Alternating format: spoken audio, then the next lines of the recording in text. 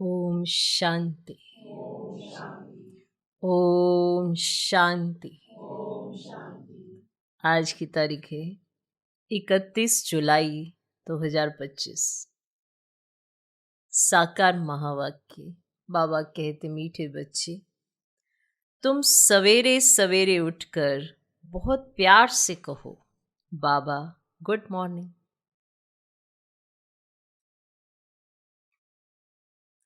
इस याद से ही तुम सतो प्रधान बन जाएंगे।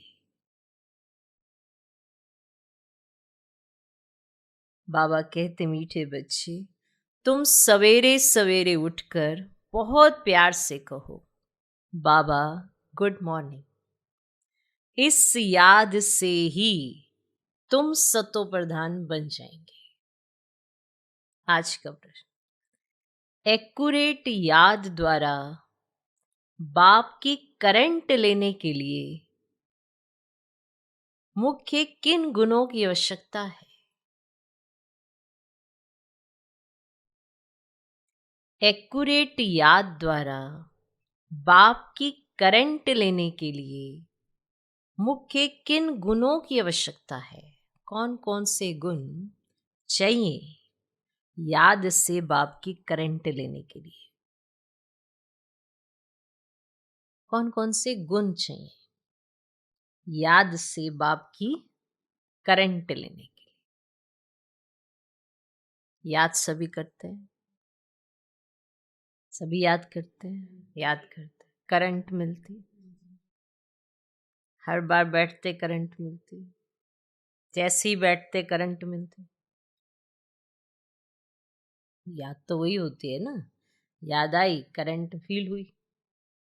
ये क्या 1-1.5 घंटा बैठ गए, करंट क्या कहीं और ही निकल जाए, कुछ और ही याद आने लगे, कुछ और ही चिंतन चलने लगे, तो याद में थोड़ा बैठे। ये तो विशेष बाबा ने हम सब बच्चों के लिए भी समय मुकर्रर किया है। चलो, सारा दिन धंधा धोरी करते हो, सुबह और शाम का ये समय निकाल के याद में बैठ जाओ।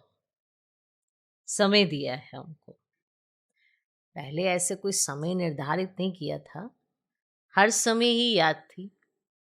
तो ऐसे फिर सब कहने लगे कि हम अपना कारोबार कैसे करें, तो कौन सा समय हो जो याद में बैठे। तो फिर अमृत वेला दिया, नमा शांत दिया, बीच बीच में ट्रैफिक कंट्रोल बताया, और हर घंटे एक अभ्यास करके अपने आप को अलर्ट करने के लिए कहा, 1-1 मिनट की ड्रिल भी कराई। ये सब याद के लिए है। तो जब हम ये याद करते हैं तो हमें करंट मिलती है कि नहीं मिलती है? अगर हमको करंट मिलती है और ये कभी कभी मिलती है, तो उसका कारण है कि इन गुणों में अभी हम कच्चे हैं। ये गुण होने बड़े जरूरी है, जिससे हमें याद में बैठते ही करंट मिलेगी। वो गुण कौन से हैं? उत्तर, बहुत धैर्यवत हो,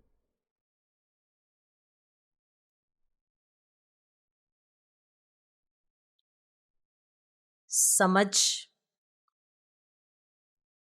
और गंभीरता से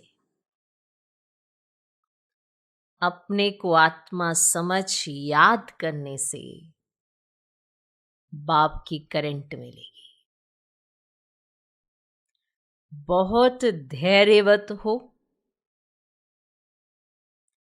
समझ और गंभीरता से अपने को आत्मा समझ याद करने से बाप की करंट मिलेगी।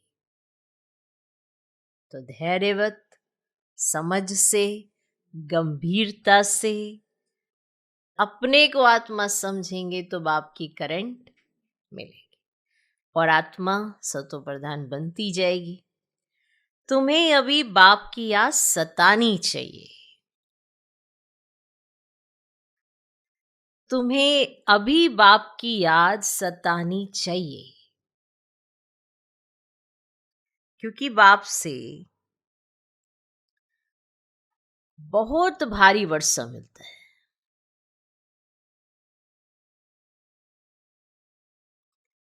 तुम कांटों से फूल बनते हो, सब दैवी गुण आ जाते हैं। तो जिससे इतना सब कुछ मिलता हो, उसकी याद नेचुरल होनी चाहिए और उसकी याद सतानी चाहिए। याद सताना आप समझते हैं? तो एक्यूरेट याद द्वारा बाप की करंट लेने के लिए मुख्य किन गुणों की आवश्यकता है? उत्तर, बहुत धैर्यवत हो, समझ और गंभीरता से अपने को आत्मा समझ याद करने से बाप की करंट मिलेगी और आत्मा सत्व प्रधान बनती जाएगी। तुम्हें अभी बाप की याद सतानी चाहिए, क्योंकि बाप से बहुत भारी वर्षा मिलता है। तुम कांटों से फूल बनते हो, सब दैवी गुण आ जाते हैं। ठीक। ओम शांति। बाप कहते हैं, मीठे बच्चे तत्व, अर्थात तुम आत्माएं भी शांत स्वरूप हो। तुम सर्व आत्माओं का स्वधर्म है ही शांति। शांति धाम से फिर यहां आकर टॉकी बनते हो। ये कर्मेंद्रियां तुमको मिलती हैं पाठ बजाने के लिए। आत्मा छोटी बड़ी नहीं होती है, शरीर छोटा बड़ा होता है। बाप कहते हैं, मैं तो शरीरधारी नहीं हूं, मुझे बच्चों से सम्मुख मिलने आना होता है। समझो, जैसे बाप है, उनसे बच्चे पैदा होते हैं, तो वे बच्चा ऐसे नहीं कहेगा कि मैं परम धाम से आकर जन्म ले माता पिता से मिलने आया हूं। भल कोई नई आत्मा आती है किसके भी शरीर में, वह कोई पुरानी आत्मा किसके शरीर में प्रवेश करती, तो ऐसे नहीं कहेंगे कि माता पिता से मिलने आया हूं। उनको ऑटोमेटिकली माता पिता मिल जाते हैं। यहां यह है नई बात। बाप कहते हैं, मैं परम धाम से आकर तुम बच्चों के सम्मुख हुआ हूं, तुम्हें नॉलेज देता हूं, क्योंकि मैं हूं नॉलेजफुल, ज्ञान का सागर। मैं आता हूं तुम बच्चों को पढ़ाने, राजयोग सिखाने। तुम बच्चे अभी संगम पर हो, फिर जाना है अपने घर, इसीलिए पावन तो जरूर बनना है। अंदर में बहुत खुशी होनी चाहिए। ओहो, बेहद का बाप कहते हैं, मीठे मीठे बच्चों, मुझे याद करो तो तुम सतो प्रधान विश्व का मालिक बनेंगे।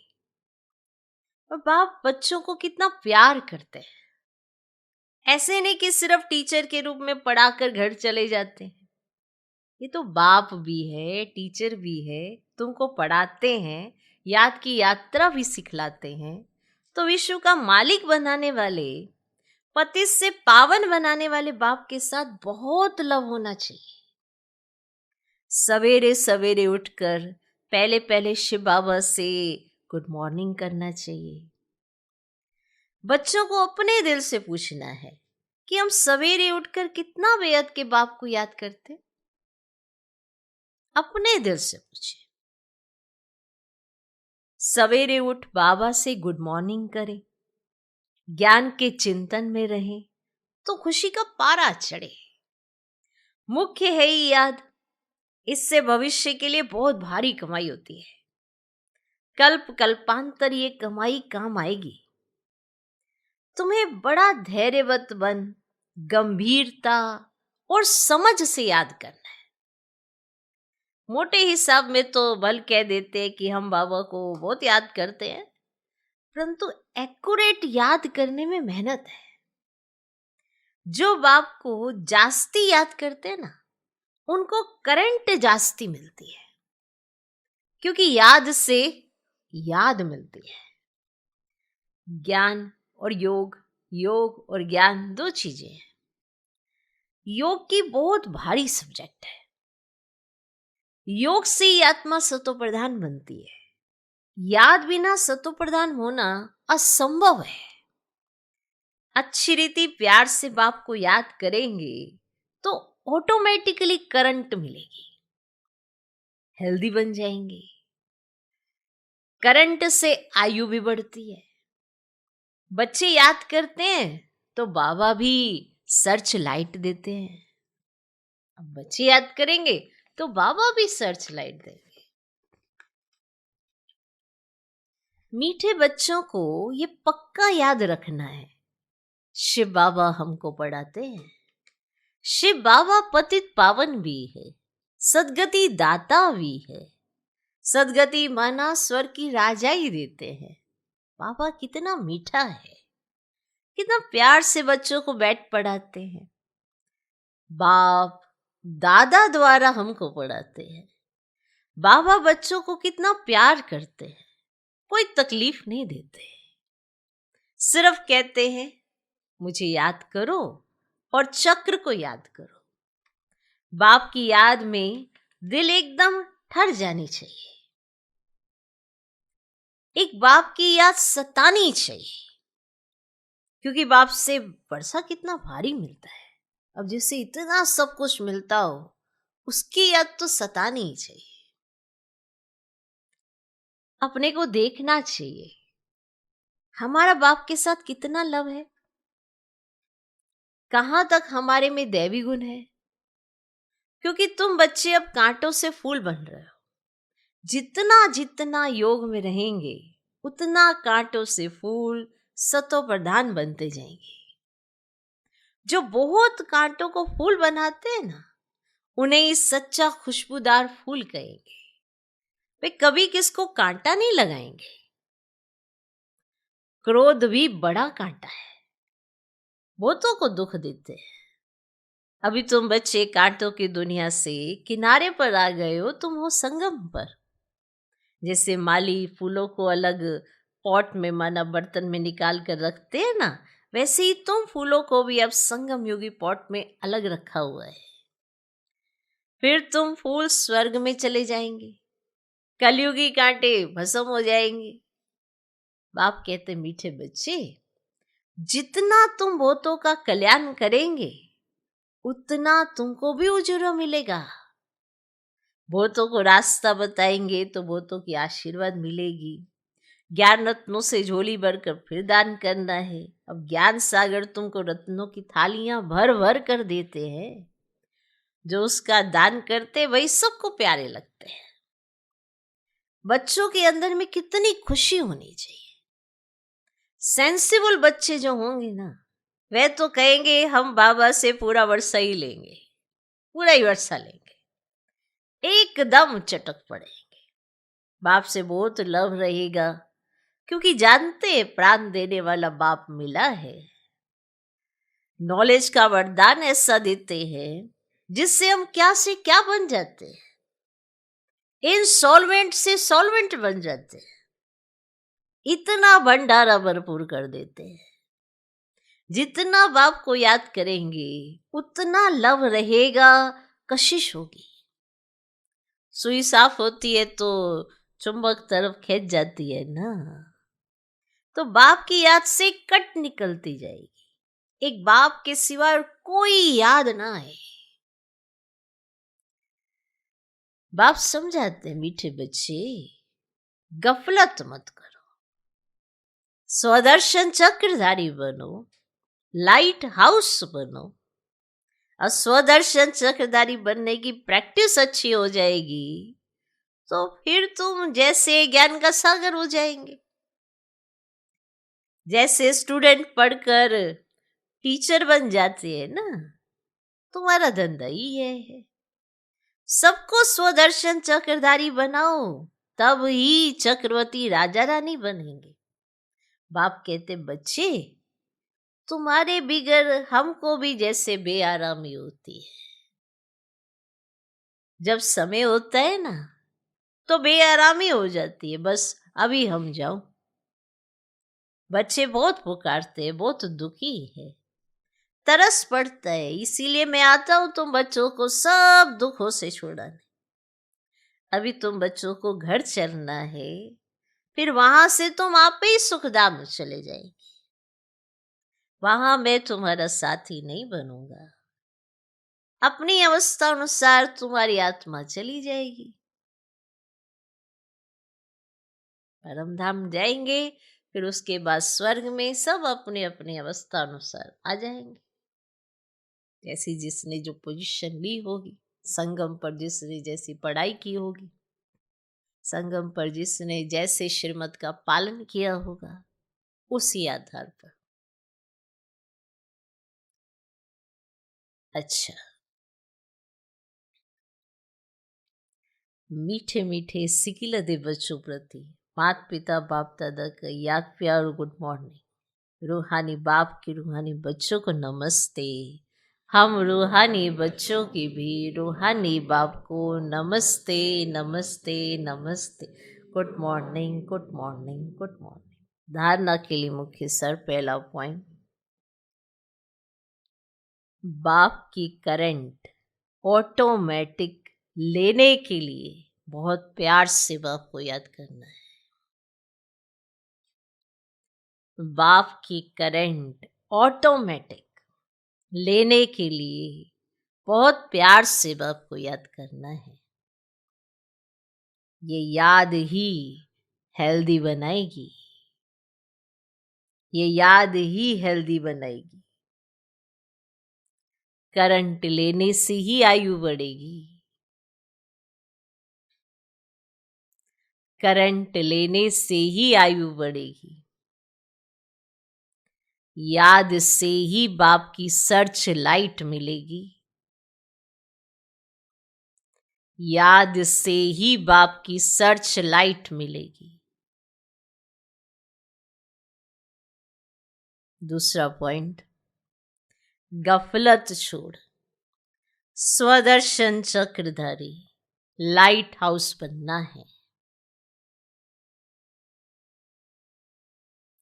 गफलत छोड़ स्वदर्शन चक्रधारी लाइट हाउस बनना है। इससे ही ज्ञान सागर बन चक्रवर्ती राजा रानी बन जाएंगे। इससे ही ज्ञान सागर बन चक्रवर्ती राजा रानी बन जाएंगे। आज का वरदान, सबको खुशखबरी सुनाने वाले, खुशी के खजाने से भरपूर भंडार भव।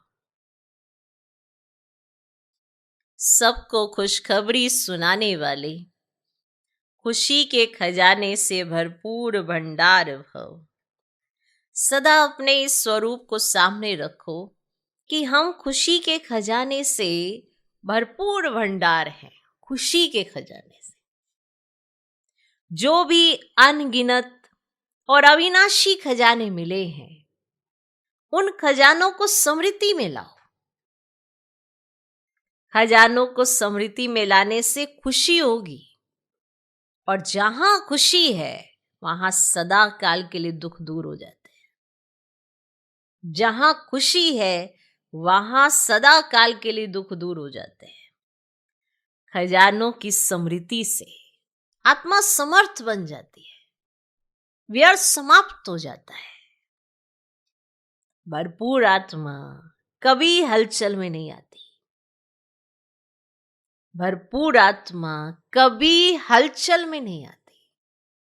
वह स्वयं भी खुश रहती और दूसरों को भी खुशखबरी सुनाती है।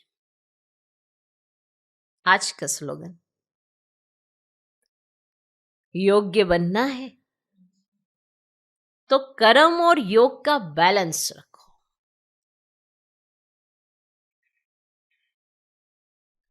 योग्य बनना है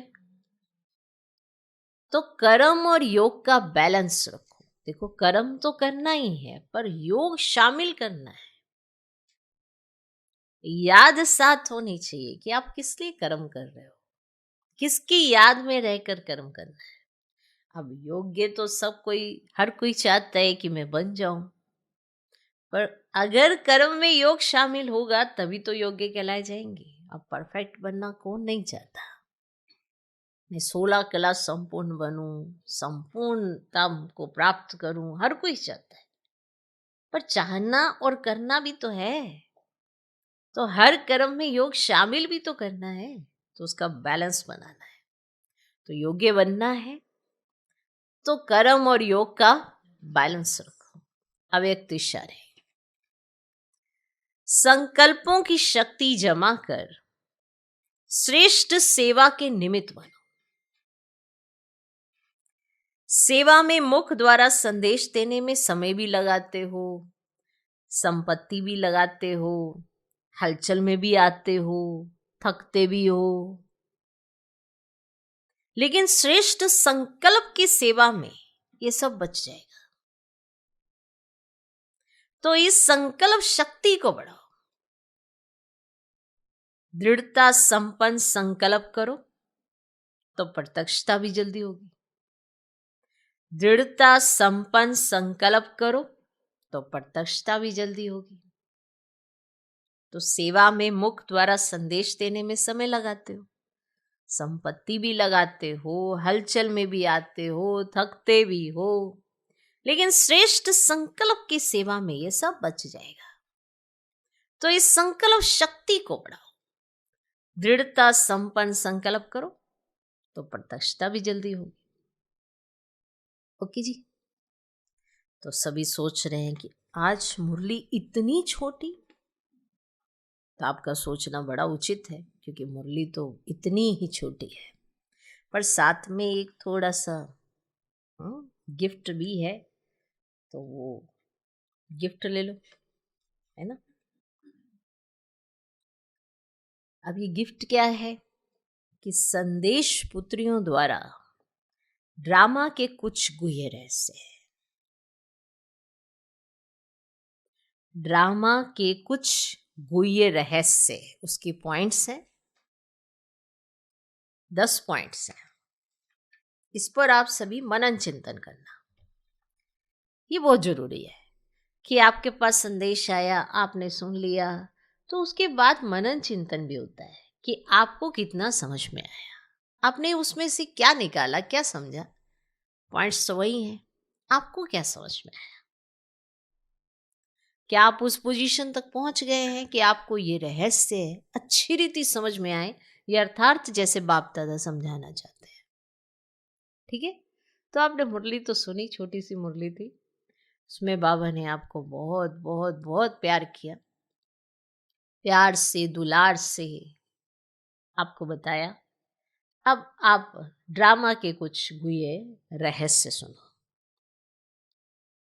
संदेश पुत्रियों द्वारा।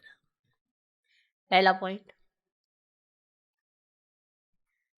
इस विराट फिल्म माना ड्रामा, इस विराट फिल्म में हर एक मनुष्य आत्मा में अपनी अपनी पोजीशन अनुसार सारे जीवन का ज्ञान अथवा एक्ट पहले से ही मर्ज रूप में रहती है। ठीक। इस विराट फिल्म में हर एक मनुष्य आत्मा में अपनी अपनी पोजीशन अनुसार सारे जीवन का ज्ञान अथवा एक्ट पहले से ही मर्ज रूप में रहती है। जीवात्मा में सारे जीवन की पहचान मर्ज होने के कारण समय पर ही मर्ज होती है। जब आप बहुत छोटे थे तो उस समय आपको बड़े होके आप क्या करोगे, क्या बनोगे, तो पता नहीं। तो उस समय का पार्ट वहां बजाया, फिर जब थोड़े बड़े हुए, शरीर से थोड़े बड़े हुए, आत्मा ने उस समय वो सारी चीजें इमर्ज होने लगती हैं कि आपकी रुचि किस किस चीजों में है, उस चीजों में आप अपना कार्य करने लगते हैं। क्लियर। तो जीवात्मा में सारे जीवन की पहचान मर्ज होने कारण समय पर इमर्ज होती है। हर एक में अपनी अपनी संपूर्णता की अवस्था अनुसार जानकारी अथवा एक्ट जो मर्ज है वही समय पर इमर्ज होती है, जिससे तुम हर एक जानी जाननहार बन जाते हो। क्लियर। कि अपनी अपनी संपूर्णता की अवस्था अनुसार, माना जितना आपने जैसा पुरुषार्थ किया है उस अनुसार ही आपके अंदर से वो चीजें मर्ज होंगी। अगर पुरुषार्थ ही कम करोगे तो संपूर्णता की अवस्था के हिसाब से आप एक्ट कैसे प्ले करोगे। आपको लगेगा कि हम तो बाप समान बनेंगे, पर आपने पुरुषार्थ बाप समान बनने का किया ही नहीं है। तो वो इमर्ज कैसे होगा? मर्ज है, लेकिन स्मृति में तो नहीं है ना कि क्या मर्ज है। वो जब समय आएगा और आपने पुरुषार्थ किया होगा, तो आप अपनी अपनी संपूर्णता की अवस्था अनुसार जानकारी अथवा एक्ट जो मर्ज है, वही समय पर इमर्ज होती है, जिससे तुम हर एक जानी जाननहार बन जाते हो। क्लियर? पहला पॉइंट क्लियर हो गया। दूसरा पॉइंट, इस विराट फिल्म की सेकंड सेकंड की एक्ट नहीं होने के कारण तुमको ऐसा समझ में आएगा जैसे कि अभी अभी यहां आई हूं। हर सेकंड की एक्ट अलग होती है, करके कल्प आगे वाली घड़ी रिपीट होती है, परंतु जिस समय प्रैक्टिकल लाइफ में चलते हो उस समय नहीं महसूस होती है। जबकि पूरा राउंड लगा के आए हैं, सब कुछ है, लेकिन जैसे ही हम आगे बढ़ते हैं तो हमें हर चीज नई नई महसूस होती है, क्योंकि वो एक्ट होती है। इसी समझ से आगे बढ़ते चलो। ऐसे कोई कह नहीं सकता कि मैंने तो ज्ञान प्राप्त कर लिया, अब मैं जाती हूं। नहीं, जब तक विनाश हो तब तक सारी एक्ट और सारा ज्ञान नया है। कुछ क्लियर हुआ? कि ऐसा नहीं है कि आपने ज्ञान प्राप्त कर लिया तो ज्ञान ही प्राप्त करना था, हमने तो कर लिया ज्ञान प्राप्त, अब हम चले। ऐसे नहीं है। जब तक विनाश हो तब तक सारी एक्ट और सारा ज्ञान नया है। ये फिल्म ऐसी है। ठीक। तीसरा पॉइंट, ये ड्रामा की आपको सारी वो पॉइंट्स बताए जा रहे हैं। तीसरा पॉइंट, इस विराट ड्रामा की जो भावी बनी हुई है वह निश्चय से ही बनी हुई है। ठीक है? जो भावी है वो निश्चय से ही बनी हुई है। भावी को कोई टालता है या बनाता है, वो सब अपने ऊपर है। जितना आपका निश्चय वैसी ही भावी अटल होती है। आपको नहीं पता अगले सीन में क्या है, पर आपका निश्चय नंबर 1 है। तो आप अपने निश्चय से ही उसको बनाते हो, और ये सब कुछ आपके अपने ऊपर होता है। खुद का शत्रु और खुद का मित्र मैं ही हूं। अभी तुम्हें बहुत रमणीक स्वीट बनना और बनाना है। ये स्वयं के लिए है।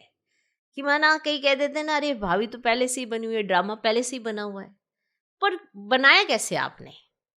ये तो आपके ऊपर है। भाभी बनी है पर किसके आधार पर? निश्चय के आधार पर। क्लियर? क्लियर? खुद का ही शत्रु, खुद का ही मित्र मैं हूं। मैं ही अपना मित्र हूं, मैं ही अपना शत्रु हूं। कैसे? कि समझ सब मिल गई है, पर समझ के हिसाब से कर्म करते। अब कर्म किस आधार पर करते हैं? क्या निश्चय इतना है? ये सब आप स्वयं भी चिंतन करना। ठीक है? क्योंकि इन्हीं पॉइंट्स में बहुत गहराई है। ओके जी। तो अभी तुम्हें बहुत रमणीक स्वीट बनना और बनाना है। माना स्वीट बनना और बनाने का अर्थ है जितना आप स्वीट होंगे, आपको देख दूसरों को प्रेरणा मिलती है, तो वो भी स्वीट बनते हैं। आप किसी को कहकर उनसे मीठापन नहीं ला सकते। आप मीठे रहेंगे तो उनको प्रेरणा मिलेगी कि मीठा रहना कितना अच्छा है। तो स्वीट बनना और बनाना है। ओके। चौथा पॉइंट, इस विराट फिल्म में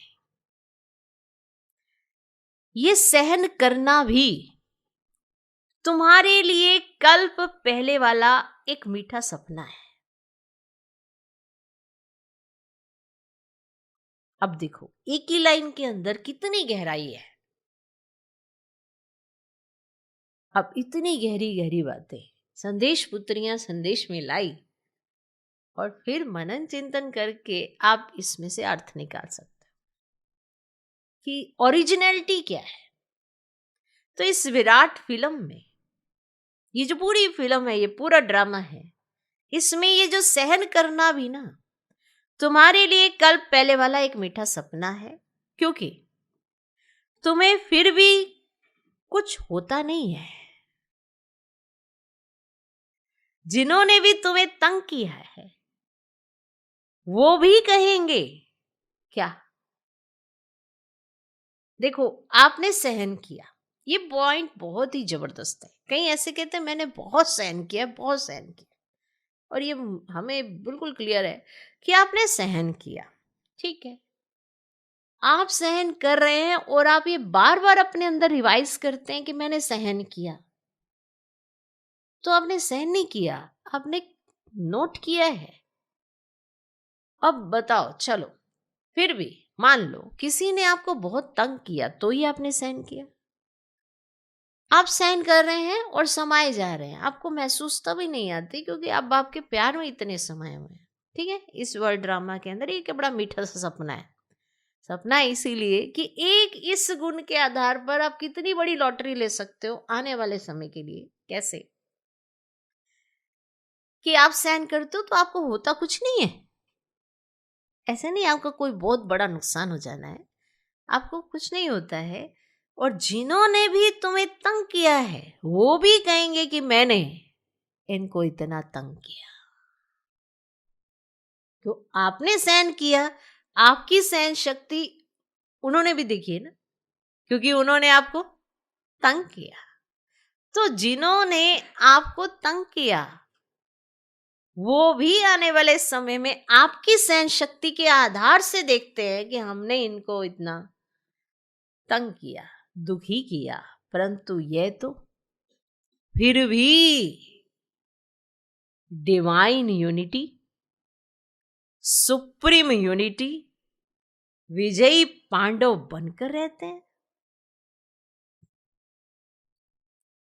तो चाहे वो बाहरी दुनिया हो, चाहे आपके अंदर अंदर की बात हो, चाहे आपके साथी कोई हो, चाहे कोई भी हो, जिन्होंने भी आपको तंग किया और आपने सहन किया, तो उनको ये स्मृति आती है कि हमने इनको तंग किया, ये फिर भी डिवाइन यूनिटी, सुप्रीम यूनिटी, विजयी पांडव बनकर रहते हैं। इस बनी हुई भावी को कोई टाल नहीं सकता। माना आपके सहन करने की शक्ति और उनके तंग करने के कारण ये नहीं सोचो कि आपने सिर्फ सहन किया तो कोई बड़ी बात नहीं है, बहुत बड़ी बात है। आने वाले समय में उनको ये एहसास होता है और उसी समय भी होता है कि हमने इनको बहुत तंग किया है, बहुत ज्यादा ही तंग किया इन्हें, फिर भी ये विजयी रहे। इसीलिए कहा जाता है सहन शक्ति अपने में बहुत बड़ी शक्ति होती है। कई बार हम क्या सहन तो करते हैं पर याद भी रखते हैं, तो हम सहन नहीं कर रहे हैं, हम कुछ और ही कर रहे हैं कि हम काउंट कर रहे हैं और फिर हमने दोबारा से उनसे बदला लेना है, तो फिर उन्हें कहां से लगना है। अगर बदला ही ले लिया तो बराबरी का आ गया ना हिसाब किताब। सोचते हैं ना कई ब्राह्मण, हम तो बहुत सहन कर चुके हैं, बहुत सहन, अब नहीं होता। आप सोचो ये ईश्वरीय भावी है, ये ड्रामा की भावी है। अगर आपने सहन किया और उन्होंने आपको तंग किया तो उनको ये एहसास जरूर होगा कि हमने इन्हें तंग किया लेकिन ये विजयी पांडव है, और इस बनी हुई भावी को कोई टाल नहीं सकता। तो ड्रामा में ये जो भावियां बनी हैं उससे परिचित करा रहे हैं ब्राह्मण आत्माओं को। ड्रामा के इस राज को अच्छे से समझो। हमने कहा ना आपको वंडरफुल गिफ्ट मिल रहा है, इस पे बहुत मनन चिंतन करना। जनरल सुनने में आता है हम ब्राह्मण बन गए, इतना सहन करना पड़ता है, इतना सुनना पड़ता है, आपको नहीं पता कितनी हमारी क्लासें लगती हैं, कितना कुछ होता है, कितना कुछ कहा दिया जाता है, हमने कुछ किया भी नहीं होता, और हम ये चीज़ें जनरली बात कर लेते हैं। तो ये सहन शक्ति में नहीं आता और ड्रामा की भावी में भी नहीं आएगा, क्योंकि जिसने सहन किया होगा और जिसने तंग किया होगा उसको ये एहसास होगा ड्रामा की भावी में इनूद है क्या, कि ये विजयी है। कुछ क्लियर हो? कुछ क्लियर हो? तो हमें एक सीनियर जो बाहरी लोग भी होते हैं, जैसे कई बार आप कुछ नहीं कहते किसी को, आप बस देख रहे होते। कई बार होता है ना कि आपस में जब कार्य पे भी जाते हैं तो सामने वाले को आपसे कुछ जलन होती है, कोई ईर्ष्या होती है, आप अपना कार्य कर रहे होते हैं लेकिन उसको होती है, तो आप पलट के कुछ जवाब नहीं देते, क्योंकि लड़ना थोड़ा है, ये कुछ भी नहीं। जो बाबा ने सिखाया आप ऐसे ही जाओ। तो कुछ बहुत सालों के बाद उस व्यक्ति को एहसास होता है कि भैया मैंने तुम्हें बड़ा तंग किया है। तंग किया? उसको एहसास है कि हाँ, कि हमने इनको बड़ा तंग किया, लेकिन ये तंग नहीं हुए और इन्होंने पलट के कभी इस तरह का जवाब नहीं दिया। तो ये आपको ये बताया जा रहा है कि ड्रामा में ये भावी नूंदी हुई है कि आप ये समझते हो कि ऐसा नहीं होता, आप ही सिर्फ सहन किए जा रहे हो। सहन करना अपने आप में बहुत बड़ी कला है। पीछे भी बाबा ने अव्यक्त महावाक्यों में कहा था, ये बहुत बड़ी शक्ति होती है जिसके आधार से आप ये बताते हो कि आप एक तो ईश्वरीय संतान हो। कम बात नहीं है। कहीं कहते हैं हमने इतने सालों तक सहन कर लिया, अब तो मुझे पलट के जवाब देना ही पड़ेगा। क्यों भाई? जब आपने सहन किया तब भी वो आपके साथ था। बाकी तो ड्रामा की भाभी है ही है, वो अपने आप जवाब दे देंगे। इसीलिए जब ऑपोजिशन हुई, यज्ञ के प्रति ऑपोजिशन हुई, कितनी सारी आत्माओं ने कैसा कैसा कर्म किया, लेकिन बाबा ने कभी जवाब नहीं दिया, क्योंकि उनको जवाब देने के लिए ड्रामा है। बाबा ने सिर्फ सहन किया कि बाबा किसी को रिप्लाई नहीं देता, बाबा किसी पे केस नहीं करता, बाबा किसी के साथ ऐसे नहीं करता। सब वो भी बच्चे हैं, वो अनजान है, हम तो ड्रामा को जानते हैं ना। ये बहुत बड़ी बात होती है। 5वां पॉइंट, इस विराट फिल्म में देखो कैसा वंडर है, जो तुम प्रत्यक्ष पांडव भी आए पधारे हो और तुम्हारे पुराने चित्र और निशानियां भी अब तक कायम है।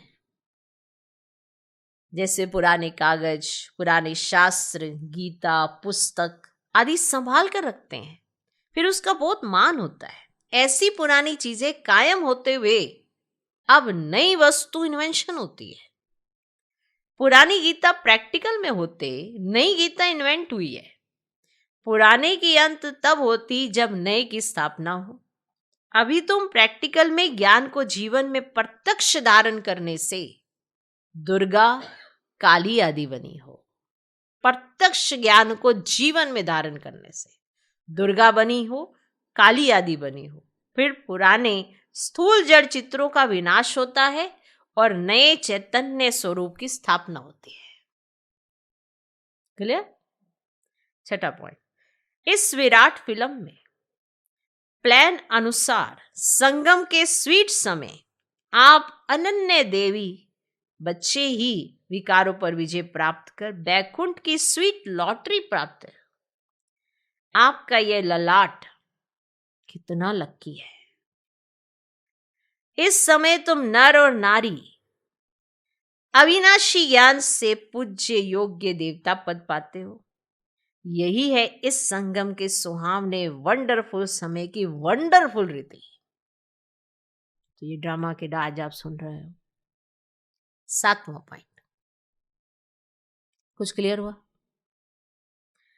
7वां पॉइंट, ईश्वर साक्षी को देख रहा है कि मैंने जिन एक्टर्स को अनेक गहनों भूषणों से श्रृंगार कर इस सृष्टि रूपी स्टेज पर डांस करने अर्थ भेजा था, वो कैसे एक्ट कर रहे हैं।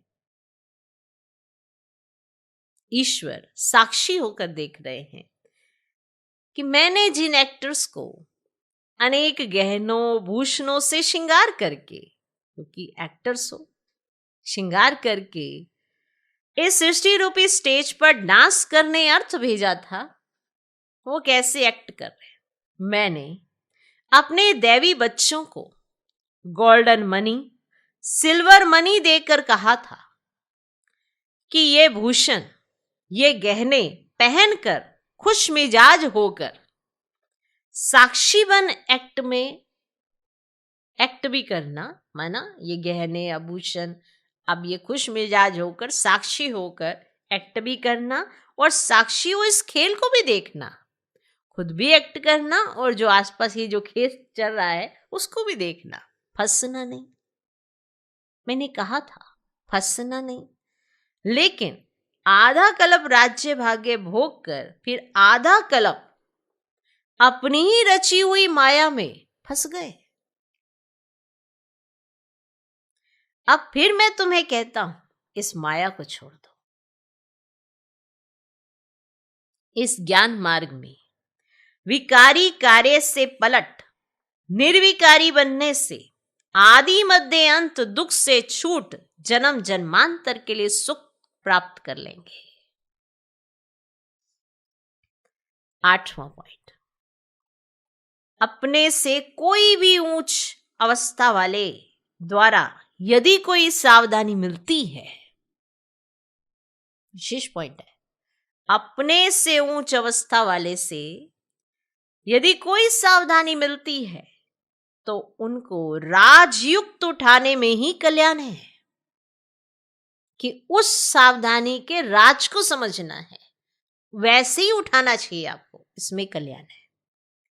उनके भीतर के राज को जानना चाहिए कि इसमें अवश्य कोई कल्याण समाया हुआ है। इन्होंने ये पॉइंट ऐसे कहा है ना, तो इसमें अवश्य कोई ये कल्याण समाया हुआ है। ये जो पॉइंट मुझे इनके द्वारा मिली वह बिल्कुल यथार्थ है, उसे बहुत खुशी से स्वीकार करना चाहिए, क्योंकि अगर मेरे द्वारा कभी कोई भूल हो गई तो वह पॉइंट याद आने से स्वयं को करेक्ट कर लेंगे। इसीलिए कोई भी सावधानी हो, बहुत विशाल बुद्धि से धारण करने से तुम उन्नति को प्राप्त कर सकेंगे। कुछ क्लियर हुआ? कि अपने से ऊंची अवस्था वाले, माना अपने से जो आपके बड़े हैं, निमित्त बने हुए हैं, वो अगर आपको कोई सावधानी देते हैं तो हमेशा राजयुक्त ये समझकर कि इसमें कल्याण है, इस तरह से वो पॉइंट उठानी चाहिए, उसके रहस्य को समझना चाहिए कि इसमें मेरा ही कल्याण है, इस रीति से पॉइंट उठानी चाहिए। क्योंकि आज भले आपकी गलती नहीं है, लेकिन अगर आपको सावधानी मिल रही है तो हो सकता है भविष्य में कुछ गलती होने वाली है, इस रीति से अपने आप को वाला पॉइंट लेके चलना चाहिए। कोई भूल होने वाली होगी और हमें सावधानी मिल रही है तो अपने को करेक्ट कर लेंगे। तो कोई भी सावधानी हो, बहुत विशाल बुद्धि से धारण करेंगे तो उन्नति को प्राप्त कर सकेंगे। 9वां पॉइंट, कुछ क्लियर हुआ?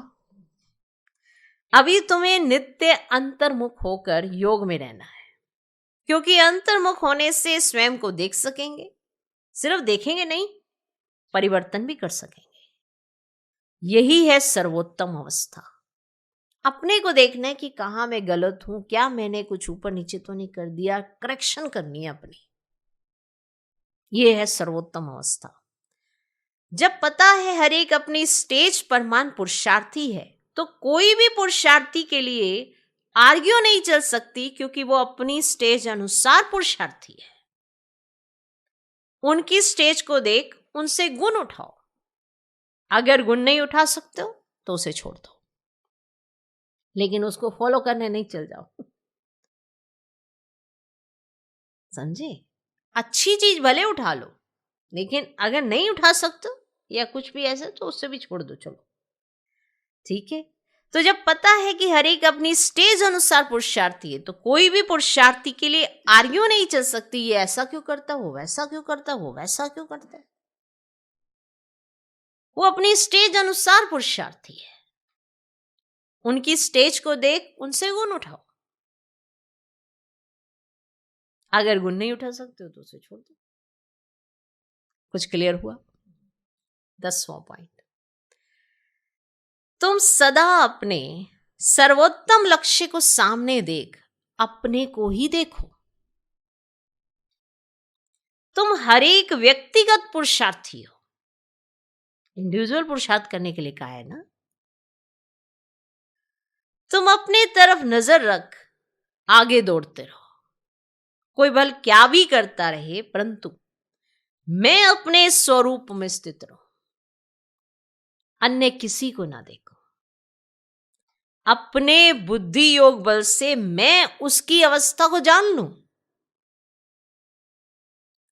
अंतर्मुखता की अवस्था से ही तुम अनेक परीक्षाओं से पास हो सकते हो।